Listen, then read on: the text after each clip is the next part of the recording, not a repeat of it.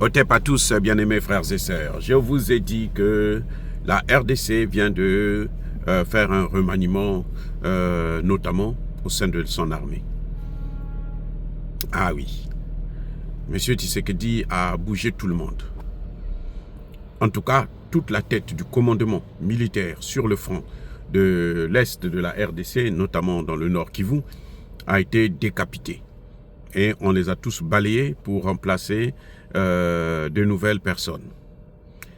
Et le chef d'état-major général de l'armée, Chiwewe, lui aussi, a été viré et remplacé par un autre chef d'état-major, comme je l'ai dit dans ma vidéo précédente, le lieutenant général Jules Banza. C'est vrai, nous savons que Tshisekedi a fait là, on attendait ça depuis très longtemps, malheureusement c'est arrivé très en retard, après près d'un an, 2 ans même, où ces gens-là étaient en train de tergiverser. Mais nous pensons que, en principe, les choses devraient aller mieux. Je ne sais pas pourquoi Tshisekedi, en changeant la tête de commandement à l'Est, a envoyé, a affecté un Rwandais. C'est-à-dire que c'est incroyable ce que Tshisekedi fait. Il passe tout son temps à perdre le temps. Hein, il y a bien des Congolais, des généraux qui sont capables de faire cette affaire. Mais elle a préféré choisir un Rwandais. Bon, pour moi, je pense que c'était un mauvais choix. Parce que ce Rwandais-là sera obligé de se battre entre son pays d'origine et son pays d'adoption. Mais n'en déplaise, nous comptons surtout sur nos frères Wazalendo, parce que s'il n'y avait pas les Wazalendo, en tout cas, aujourd'hui, l'Est du Congo devrait déjà appartenir à Paul Kagame. Maintenant, comme par hasard, Paul Kagame est fâché. Paul Kagame n'est pas content.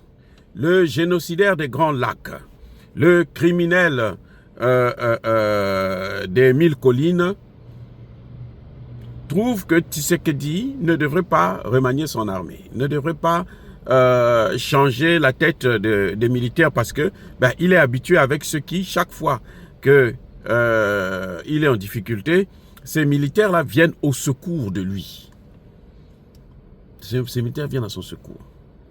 Il y a un Congolais, c'est vrai que ce n'est pas parce qu'on est Rwandais qu'on va trahir, il y a un Congolais, le général Chiwewe, qui a été à l'Est là. Il a été, comme lui aussi fait partie du lot qui a été viré, qu'on a envoyé au garage, en tout cas à d'autres fonctions, administratives et autres. Monsieur Chiwewe, ce matin, les nominations sont sorties hier, les affectations sont sorties hier. Ce matin-là seulement, toute la population à l'Est était contente.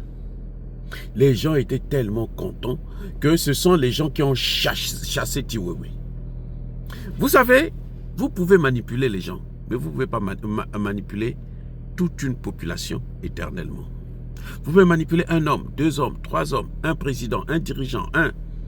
Et même Tshisekedi, ce qu'il est en train de faire là, il faut qu'il fasse attention. Parce que s'il est en train de faire les choses juste pour gagner du temps, le temps que bon, lui s'en a et puis bon, il va laisser la patate chose à quelqu'un d'autre. Qu'il sache que quand il va partir, les gens vont faire comme on a fait à Chiwewe. Chiwewe croyait que la population ne voyait pas ce qu'il est en train de faire. Mais la population ne pouvait rien dire puisqu'elle voit que ceux qui sont censés la protéger sont contre elle. Qu'est-ce que vous voulez qu'elle fasse? Donc elle est obligée de se taire. C'est quand le président Tshisekedi a pensé que non, bon, je vais un peu soulager la misère de ce peuple-là, parce que lui aussi c'est une bombe à retardement. Il lui a fallu plusieurs années pour qu'il comprenne que la tête de l'armée là, ça ne va pas. Il lui a fallu plusieurs mois, parce que Chiwewe, il a été nommé peut-être il y a 2 ans de cela, hein, avant sa réélection. Oui, donc ça lui prend tellement de temps. Et ce qui est pire, c'est que Tshisekedi nomme Chiwewe, vous savez quoi? Comme quoi? Conseiller militaire. Donc, les décisions de l'état-major là, le nouvel état-major là, doivent passer aussi par Chiwewe. Chiwewe doit donner son avis. Est-ce que vous croyez que Tshisekedi a réfléchi? voyez pas que quelque part, c'est un petit malade? Tu veux faire le nettoyage, mais fais le nettoyage correctement. C'est ce que nous demandons. Mais, non, n'en déplaise. En tout cas, que Tshisekedi sache que si c'est encore des petites magouilles qu'il est en train de faire pour essayer de faire comme des chaises musicales qu'on est en train de déplacer, eh bien, qu'il sache. Chiwewe aujourd'hui a vu comment cette population avait une haine contre lui. Ils étaient là, ils le regardaient. Mais comme ils n'avaient pas le pouvoir de le faire partir, ils ont demandé par la voix des Ouazalendo et les autres qui ont dit que ce commandement-là, c'est un mauvais commandement. Ils sont contre nous, ils sont contre la République, ils travaillent pour Kagame. Le Chiwewe ne comprenait pas. Mais on a vu aujourd'hui que... Donc la population là est en train de connaître celui qui est bien avec eux, ses amis et ses ennemis. C'est comme les Nations Unies. Tout le monde a demandé, on a beau demander, enlève-nous ces Nations Unies, enlève-nous ces Nations Unies. Tshisekedi ne veut pas. Maintenant, c'est lui-même Tshisekedi qui dit qu'ils doivent rester là. Il faut qu'ils restent là. Ils sont chez eux ici.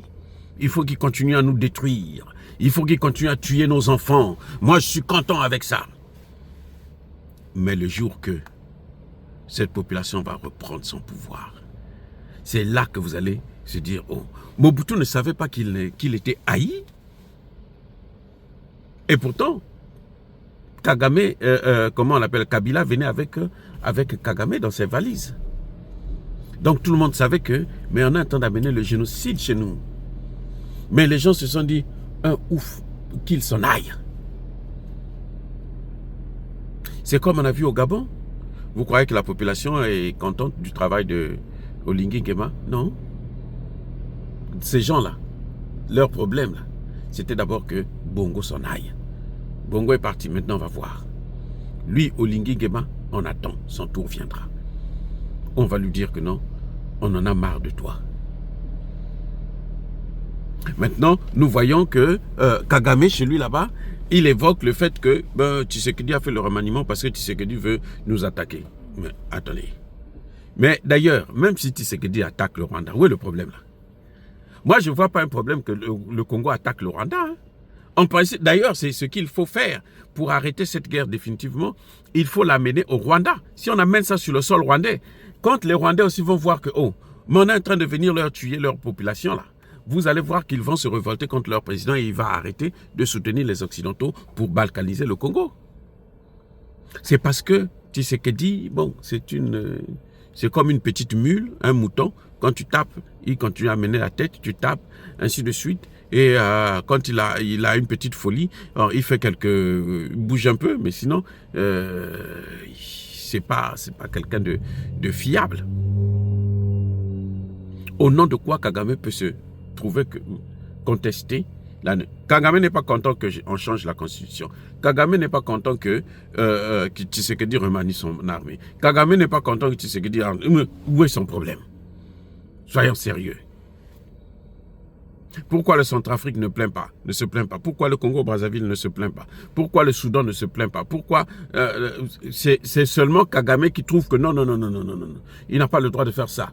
Parce qu'il était habitué avec ceux-là qui l'aidaient à prendre des territoires. Maintenant, comme ils ne sont plus là, il faudrait qu'ils trouvent encore des moyens pour corrompre les nouveaux dirigeants.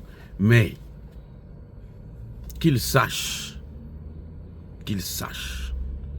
que cette population-là, elle est patiente. Le jour qu'elle va vous vomir, elle ne va plus vous reprendre. Elle ne va plus vous remanger. Parce que on ne revient pas sur son vomi. Soyez bénis, abondamment bénis par le Dieu des Kémités, par nos ancêtres évangélisés. Mais que tous ceux qui persécutent le continent africain, le pillent et le déstabilisent, qu'ils soient noirs, blancs, chinois, arabes, juifs, indiens ou qui qu'ils soient punis, maudits, foudroyés, neutralisés, écrasés, effacés par le Dieu des Kémités, par nos ancêtres évangélisés. Vive l'Afrique éternelle, j'ai dit et j'assume.